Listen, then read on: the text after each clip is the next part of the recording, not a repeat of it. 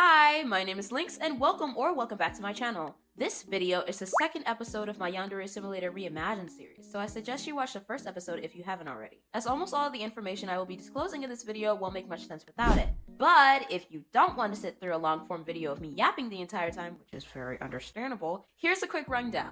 Ayano Aishi is a transfer student at the prestigious elite school named Psycho Academy, run by the Psycho family. She is the daughter of a Yandere murderer who got away with her crimes in the 1980s, who also just so happened to attend the same very school. Due to the immense bullying Ayano received from her youth due to her own mother's crimes, Ayano grew up to have a hatred for her own mother and humanity itself. She is also mentally unwell, just like her mother, and has grown up to hide her internal flaws from the world.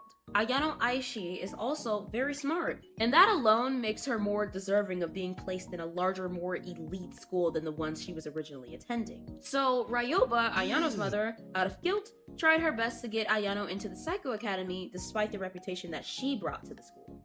It was a very difficult task, but eventually, Ayano was accepted into the school with the help of a very familiar friend of Ryoba's. After she arrived at the school, Ayano finally made friends. Finally a place where she belonged. Finally someone that she has an obsession over. A boy named Taro Yamada who belongs to the school's most popular band named the Strawberry Thieves. A boy who is going through his own situations that caused him to stay in a back seat during the start of his senior year. But Ayano wouldn't act upon her obsession the same way that her mother did. Right? That decision is for the player to decide, but beware, Ayano has a lot of eyes on her, so will you be risky or will you play nice? The choice is yours. Okay, by the way, the gameplay would start at the beginning of Ayano's senior year. Alright, you got that? Okay, let's move on. Wait, okay. Completely forgot to mention this. I'm just gonna let you guys know right now, I do not support Yandere Dev, for he is a literal creep. Also, none of my redesigns or rewrites are meant to be better than anyone else's. This is just how I would interpret these characters if I ever made the game and wrote the story. Also, let me be clear. All of the stuff in this story is made to be fiction. Obviously, I do not condone any of the that Ayano Aishi and any other character in the story does. And you shouldn't either. I honestly feel like Lois Griffin in that one meme where she was like, 9/11 was bad. Like, girl, of course it was bad. Oh my god. Alright, this introduction is taking way too goddamn long, and I already have so much to talk about in this video, so let's move on already. In this episode, I will finally delve into the iconic rivals of Yandere Simulator, starting with the first two rivals, which unfortunately are the only ones in the game at the moment. I wonder why. Anyway, these two characters are Osana Naijimi and Amai Odayaka. Starting off with Osana Naijimi, first off I wanted to change her name to something less stereotypical to her anime trope because in English, Osana Naijimi literally translates to childhood friend. Such a genius idea. Instead, I came up with a much more appropriate name for her that isn't just a crappy pun referencing the character's anime trope, just like a good chunk of the Yandere Simulator names do. Spoiler alert, there are a few other name changes in my remake that might not have anything to do with what I just stated, but overall there are still changes, so stick around for that. This new name is Himari Sato. She's around the same age as Ayano, which I totally forgot to mention the new ages in that last video, so just to let you know, Ayano is 17 years old, going on 18, Taro Yamada is 18, and Kuroki Watanabe, who is Info-chan by the way, is also 18 years old. There. Now it makes a little bit more sense than whatever the Yandere Dev was talking about. Okay, anyways, not much changes about Himari's tsundere anime trope-like personality except for the fact that it's toned down a bit, considering the situation with Taro Yamada's grief due to the loss of his parents. Himari, who was once Osana Naijimi, is the childhood best friend of Taro Yamada since elementary school. She was also Taro Yamada's fashion stylist since his time in the school's most popular band, like I already mentioned. The elite school Psycho Academy is not only known for housing the most talented kids in Japan, but a significant number of them are categorized by their clubs. Himari Sato just so happens to be in the sewing fashion club, which is why in this version of this character, she is often not wearing her school uniform as it's supposed to be worn. She's often seen in Gyara makeup, because, spoiler alert, Himari Sato is in the Gyara Girl group, except in my version, the Gyara Girls aren't cold-hearted bullies, just very gossipy, if that makes sense. But anyways, like I said, she is often seen in Gyara makeup and isn't wearing her uniform the way it needs to be worn, because she and the Gyara girls often show off their fashion creations to everyone else in the school. Is that allowed in the academy? No, not really. But the Gyara girls and Himari do it anyways because they couldn't give two f***s since they're known for being rebellious and all. Also, the dress code rule is pretty ineffective, and most students get around it and write their changes off as creative liberties or whatever. Himari, Sato, and Taro Yamada's relationship is often filled with jokes and teasing.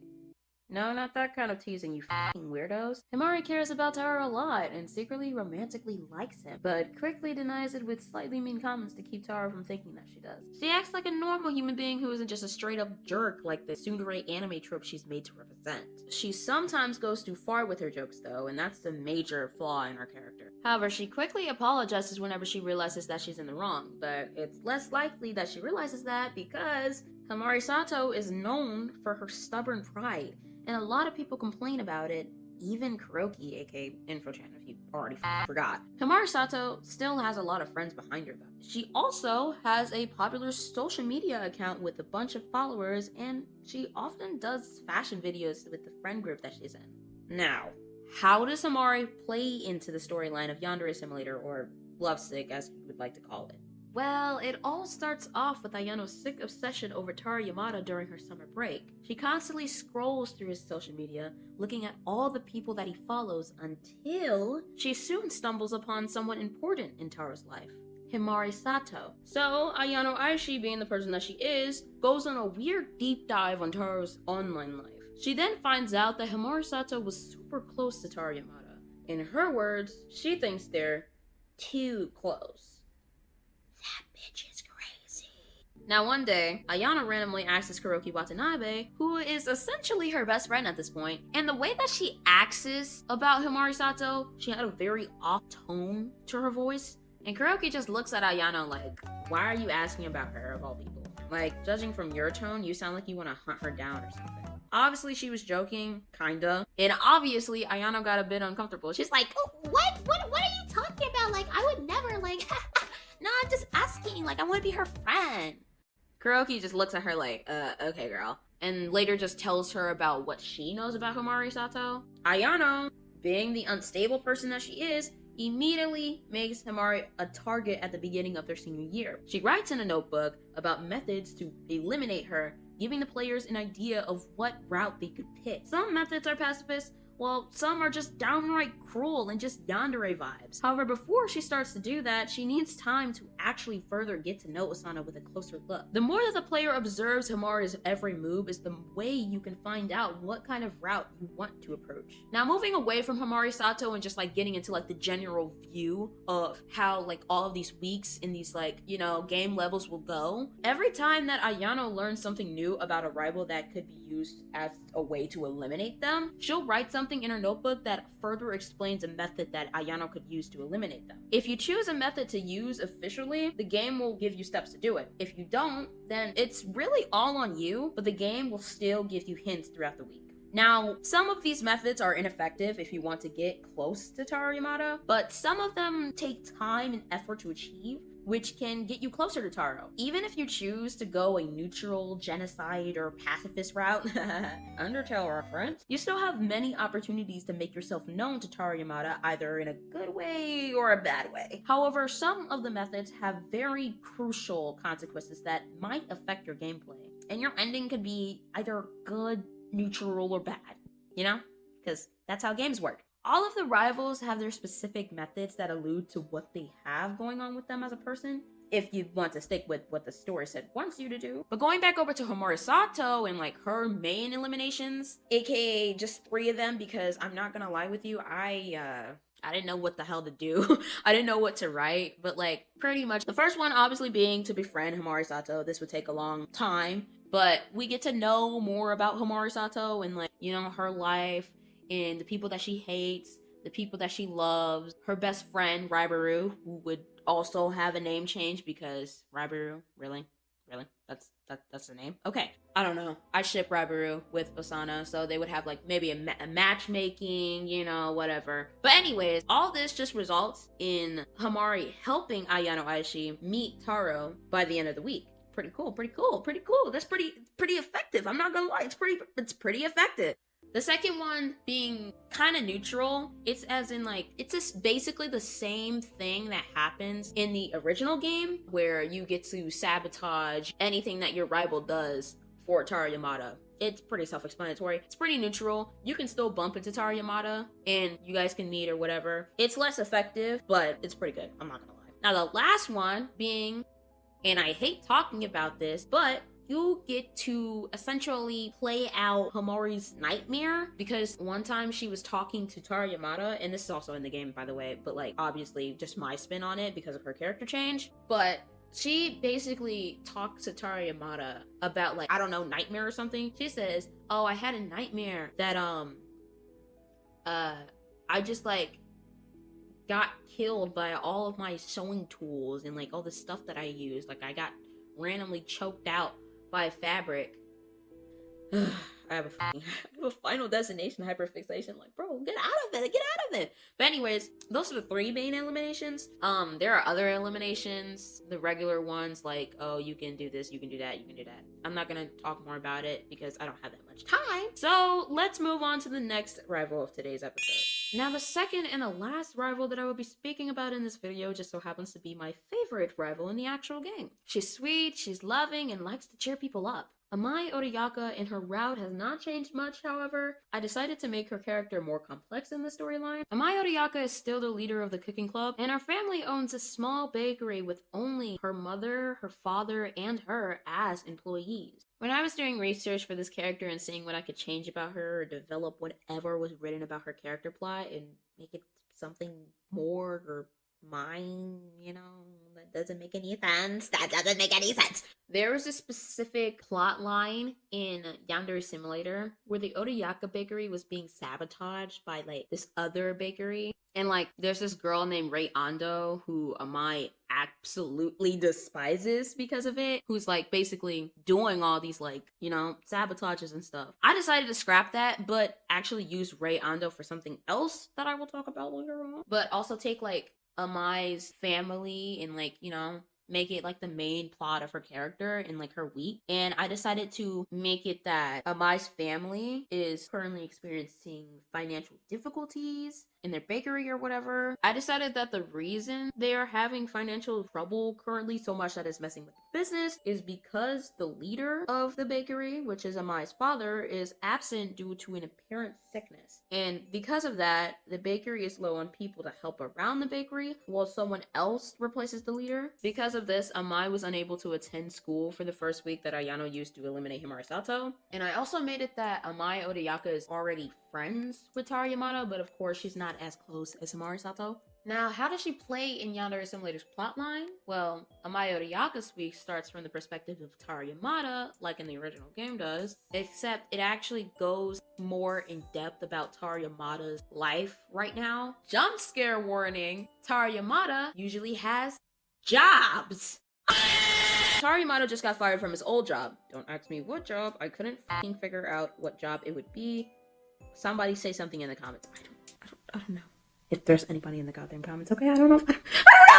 He then leaves the job all bummed out until he eventually bumps into Amai Odayaka, who was also upset, but for a different reason. They talk to each other about why they were upset. Taro tells Amai that he just got laid off at work, and what do you know? Amai was just upset over being very low on help at the bakery with her and her mother while her father was in the hospital. Amai immediately asks if Taro is willing to take a job helping her and her mother at the bakery so they can get their business back in order. Tara Yamada, of course, accepts this new opportunity to work for his friend's family business, and the week goes on from there. Ayano Aishi doesn't even know about this encounter until Kuroki randomly mentions that she went on a little Saturday stroll and overheard Amai and Tara Yamada talking about working together. This, of course, upsets Ayano Aishi, and that's where the gameplay begins. This is where the second week comes to play.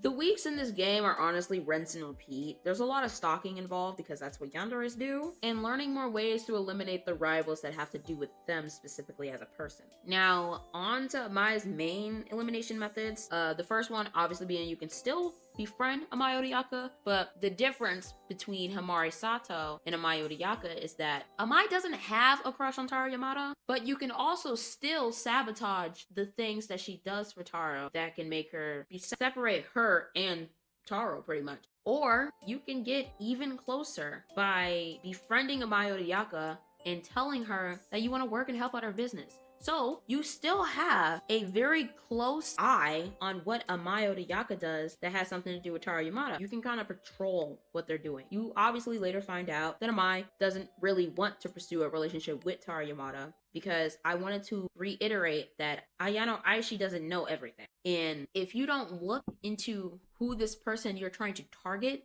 you won't know their true intentions. You know? I don't know if this makes any sense, but I want to make sure that the players know that this is just an Ayano's perspective. She doesn't even know these people that she keeps attacking most of the time, because she's so up in her own head that she can't even like function right. Like, she's just like, oh, this rival is trying to take my senpai away. Like, no, this rival is only your rival because you make it out to be that way. Her obsession is so messed up that she can't even like function right. And she doesn't really like think about it. It's like, oh, let's think logically. If you keep looking, if you keep watching closely with like an open mind, like, hey, you know, maybe she doesn't want to pursue Tara Yamada in that way, you can get around with this shit. But anyways, I just went on a complete side tangent because I wanted to make it known, like, Amai Odayaka does not want to actually pursue Tara Yamada like Ayano initially thought. Also, this is highly effective into getting like a good ending or whatever. This second one is also could be a third one, depending on if you want to murder people or you just want to be a bitch. So this second one really goes more in depth about Amai being the leader of the cooking club and the responsibility that she holds as the leader. So I decided, what did I decide? Okay, so I decided that because of the responsibility that she holds as the club leader, Ayana will essentially frame her for things that she didn't do for the club itself. So like, this is already in the game, and I actually like this method. I like this method. I like this method for the storyline that I can bring. You know, so Ayana, she does all the to get Amai in trouble and potentially expelled for doing these things, even though she didn't do it. Now, the other thing that has something to do with Amai, and of course the other cooking members, the thing that Amai and her cooking club members and friends do, because they're in the cooking club, is that they basically give out all of these, like, you know, little treats and stuff, and they share them with the students at the school all the time. Remember when I said Rayando was a person that Amai despises? Well, this is a bit of a harder elimination method, but it goes in depth of like the you know, the murdery parts of Yandere Simulator, because Yandere Simulator is a Yandere serial killer simulator pretty much. Ayano being the person that she is, she's like, oh, what if I framed Amai Odayaka for murder?